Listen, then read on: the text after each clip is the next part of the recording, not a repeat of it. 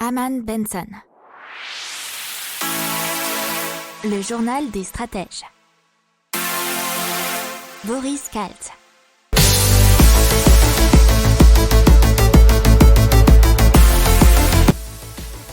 Bonjour à tous et bienvenue dans le journal des stratèges pour une revue de l'actualité éco, tech et impact du jour.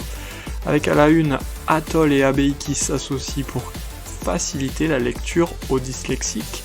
Dans l'économie, Bruno Le Maire qui nous dit qu'il faut rembourser les dettes. Dans les technologies, une intelligence artificielle qui peut manipuler nos esprits et le temps. Et dans l'impact, Re-Energize qui veut transformer les collines en batterie. Vous écoutez le numéro 47 des journal des stratèges et ça commence tout de suite. Donc Atoll et Abeille qui s'associent pour faciliter la lecture aux dyslexiques. Il faut savoir que ça touche 6 à 8% de la population française. Et donc dans un premier temps, ils vont lancer donc ce service à destination des enfants et lancer un modèle adulte dans les prochains mois. Alors comment ça fonctionne ? Les verres sont pilotés par un dispositif électronique logé dans les branches, activable par une simple pression sur un bouton de mise en marche.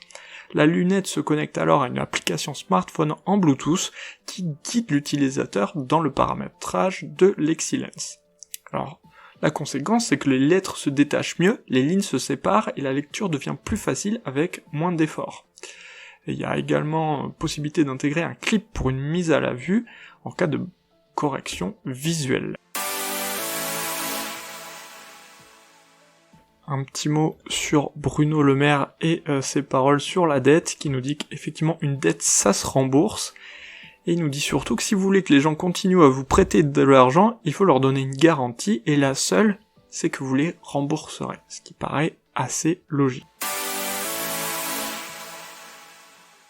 Allez, on passe à une intelligence artificielle qui peut se jouer de nous.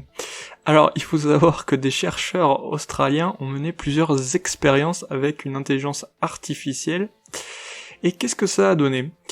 L'intelligence artificielle a alors organisé la séquence des symboles pour que les participants fassent le plus d'erreurs possible. Et il les a donc guidés vers des choix spécifiques. Ce qui est intéressant comme résultat, c'est que les machines peuvent donc apprendre à orienter nos choix grâce à leur interaction avec nous. Alors, dans la même veine des intelligences artificielles, en Corée du Sud, ils ont reconstitué la voix d'un chanteur mort depuis 25 ans. Alors c'est, pardonnez la prononciation, Kim Kwang-seok, qui est une rock star coréenne. Et ça a été fait dans une émission qui s'appelait IA versus Humain, la compétition du siècle. Alors pour arriver à ce résultat bluffant, l'algorithme a été entraîné avec plus de 700 chansons coréennes, dont 20 titres du chant. Donc on passe à Re-Energize qui veut transformer les collines en batterie, et c'est en réadaptant un vieux concept de barrage hydroélectrique à une situation et des besoins modernes. Alors ils vont utiliser pour cela un fluide spécial qui est nommé High Density Fluid R19. Apparemment il n'y a pas besoin d'un dénivelé très important, et c'est là qu'ils disent une petite colline ou une mine abandonnée peut produire autant d'électricité qu'une imposante montagne. Le coût financier et temporel de l'installation est modique, il est vraiment moindre.